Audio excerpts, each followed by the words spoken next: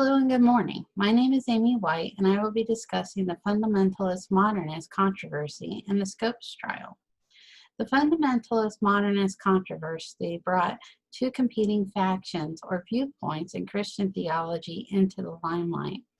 The fundamentalists viewed Christian practices as unchanging, while the modernists saw a need for religion to adapt in consideration of new technology and scientific thought and discoveries. One such scientific theory that began to change the beliefs of Christians around the world was the issue of evolution.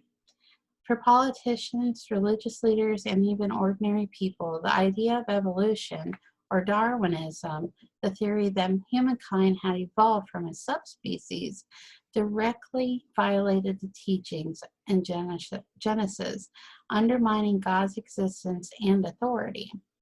William Jennings Bryan resigned his post as Secretary of State in 1915 and took up the campaign against the teaching of evolution in the nation's school systems. The entire sentiment of Darwinism's evolutionary theory seemed even more devastating to traditional Christian beliefs and practices that ultimately stimulated the fight against what they thought was an anti-Christian theory that they did not want taught to the children of the United States. Nevertheless, there were some Christians that backed Darwinism, including American botanist Asa Gray, insisting that the theory was, in fact, compatible with God's purposeful design of the universe. The Scopes trial is perhaps one of the most remarkable examples of this heated debate over Darwinism and education in the United States and the changing of Christian ideals within American society. The Scopes trial took place in July of 1925 in Dayton, Tennessee, and was named by the media as the Monkey Trial. For a trial that lasted just a week, the results would reverberate beyond a generation. The former Secretary of State, William Jennings Bryan, had taken up the yoke of anti-Darwinism in 1921, asserting evolution to be a menace and the enemy of biblical beliefs, and came to Dayton to offer his assistance in the case in the summer of 1925. The story of the Scopes trial begins in January of 1925, when the Tennessee House of Representatives called for a ban on the teaching of evolution in the state of Tennessee, and opting instead for the Genesis interpretation of creation of humanity. The bill was passed and signed into law in March of 1925, making it illegal for educators to teach Darwinism in the classroom. A publicity stunt by the ACLU was then launched, ultimately enlisting a young science teacher, John T. Scopes, to go against the law and gain publicity for Darwinism.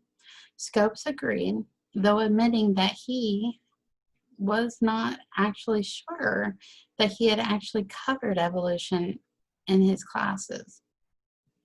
Nevertheless, a grand jury then indicted Scopes for violating the law, and the well-known agnostic attorney Clarence Darrow took up the defense's case, and William Jennings Bryan joined the state's team. On July the 10th, 1925, the Scopes trial began in Dayton, Tennessee. Darrow's first argument was about the freedom of religion, saying that the law itself was unconstitutional. The judge denied the motion, and Scopes then pled not guilty. The entirety of the trial was not focused on the issue of evolution itself, but rather on the authority of the Bible versus the soundness of Darwin's theory. Darrow's defense focused on poking holes in the Genesis story, and spouting that creation story was a fool's idea that no intelligent Christian on earth actually believed. However, the jury went on to find Scopes guilty and fined him a sum of $100. The fundamentalists claimed victory from this, and the law would stand for another 42 years. The teaching of Darwinism was outlawed. However, the ACLU has successfully managed to publicize scientific evidence for evolutionary Darwinism that William Jennings Bryan could not adequately defend, and therefore they claimed a kind of victory, thereby beginning a turning point in opinion for American society.